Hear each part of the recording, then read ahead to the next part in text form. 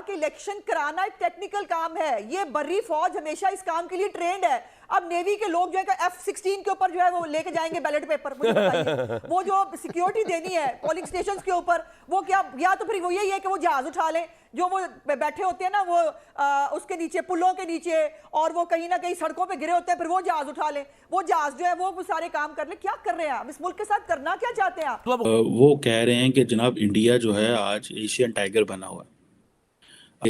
India ही सबसे बड़ा जो है वो मुल्क है, उसके बगैर अब हमारा गुजारा नहीं है। आबे फ्रांस की थ्योरी भी फेल हो जाती है। आटे की लाइन में जब लोग 3100 रुपए के थैले के लिए अपनी जान जाया कर देते हैं, आप इनकलाबे फ्रांस की भी आप उससे आगे निकल चुके हैं। पाकिस्तान की कौमी असेंबली से जिस तरह यह करारदाद जो है वो अप्रूव करवाई गई है, और इससे जो पूरी दुनिया में सिग्नल गया है कि एक हुकूमत वक्त जो है वो पूरे के पूरे इदारे के सामने आके, एक चीफ जस्टिस के सामने आके खड़ी होगी कि तुमने जो करना कर लो, हम नहीं मानेंगे तुम्हारा फैसला। नमस्कार दोस्तों, आप सभी दर्शकों का हमारे YouTube चैनल हिंदुस्तान जिंदाबाद में स्वागत है। दोस्तों, जैसा कि आप सभी जानते हैं कि भारत इस समय हर क्षेत्र में तेज़ी से ग्रोथ कर रहा है, चाहे वह IT सेक्टर हो, एजुकेशन हो या कोई भी क्षेत्र हो। भारत इस समय विश्व में अपना लोहा मनवा रहा है। हाल ही में पाकिस्तान के ex prime minister Imran Khan ने भारत को एशियन टाइगर कहा है। तो चलिए दोस्तों, वीडियो की तरफ चलते हैं और देखते हैं वीडियो में आगे। और वो कहते हैं जी कि देखो अब इंडिया जो है वो एशियन टाइगर बन गया। ओ भाई, इंडिया एशियन टाइगर है, चाइना एशियन टाइगर है, तो जब हुकूमत में थे तो तब ट्रेड क्यों नहीं करते थे? तब क्यों कारोबार रोकते थे?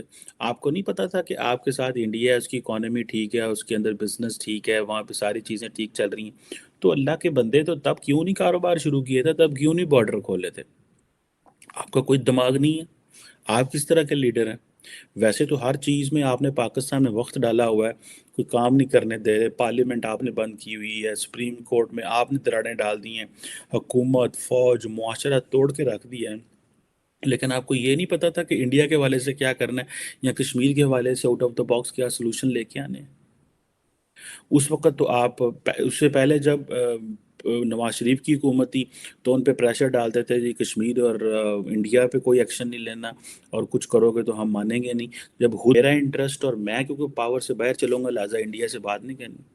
तो भाई इंडिया के हवाले से अगर आप वंस फॉर ऑल ये एक पॉलिसी बना लो कि आप हुकूमत में होगे, तो तब भी फिर बताओ ना कि इंडिया एशियन टाइगर है। तो भाई अगर एशियन टाइगर है तो फिर उससे क्यों नहीं ट्रेड करनी? कितनी जहालत की बात यह है कि आपको पता है कि आपके मुल्क के दो के साथ जो दो बड़े ममालिक हैं, इंडिया एंड चाइना, दोनों की 1.4 बिलियन पॉपुलेशन है। दोनों की जो जो जीडीपी है, एक की 4 है, एक की 17 ट्रिलियन के करीब है।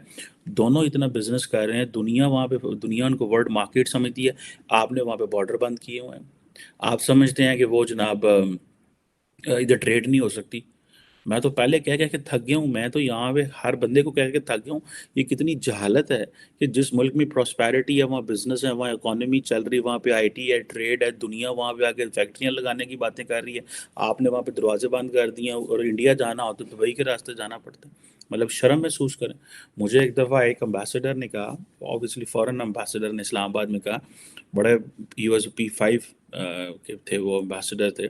तो उन्होंने मुझे कहा कि मैंने इंडिया जाना है, तो मैंने कहा जी आप जाएं, वाघा के बॉर्डर के रास्ते जाएं, आपके लिए ज़्यादा आसान रहेगा एंड ऑल दिस।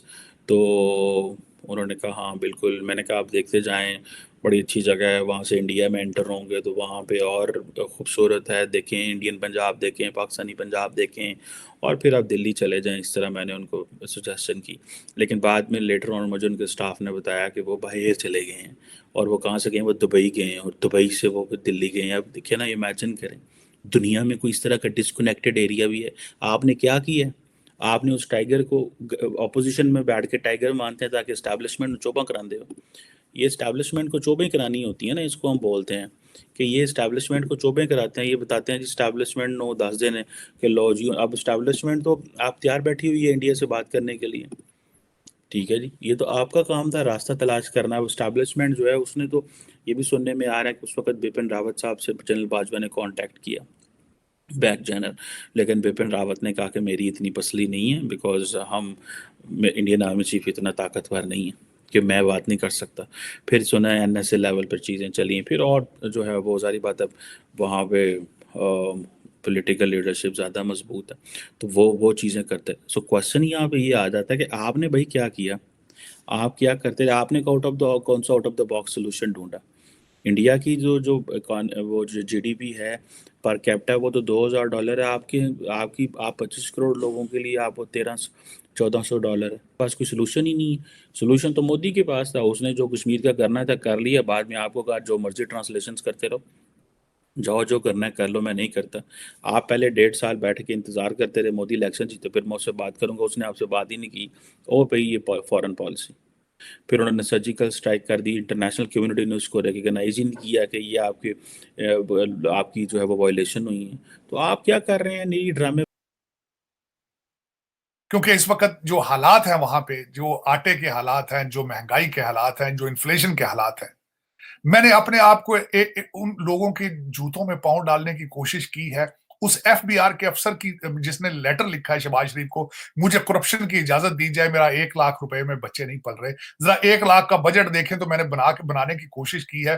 अगर बिजली का बिल दूं तो दूध वाले के खत्म हो जाते हैं, दूध वाले को दूं तो बच्चों की ट्यूशन फीस नहीं जाती, बच्चों की ट्यूशन फीस दूं तो ईद नहीं मनाई जाती, फल लूं तो आटा खत्म हो जाता है, आटा खरीदूं तो मां की दवाइयां खत्म हो जाती। अपर क्लास और मिडिल क्लास खत्म हो चुकी है। अपर क्लास मैं ईमान, अब मेरा अपना जो पॉलिटिकल साइंस की जो मेरी तालीमात और जो तारीख की तालीम है वो पाकिस्तान पे आके खत्म हो जाती है।